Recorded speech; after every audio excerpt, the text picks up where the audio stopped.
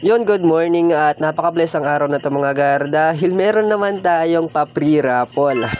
Bale, dalawang tao mga gar ang mananalo for today's 10 spin at saka last standing. So, alam ko nga excited na kayo mga gar. So, tara. Yo, what's up mga gar? Good morning.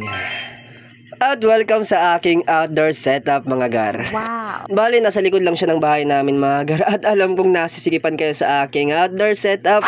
Pero sayang naman ang space kung hindi natin gagamitin, alright. Bago tayo dumako doon mga gar, ito yung mechanics natin for today's. Follow nyo lang ang mga FB page nila mga gar. At yun, pasok ka na sa ating entries. At ito ang kanilang FB page.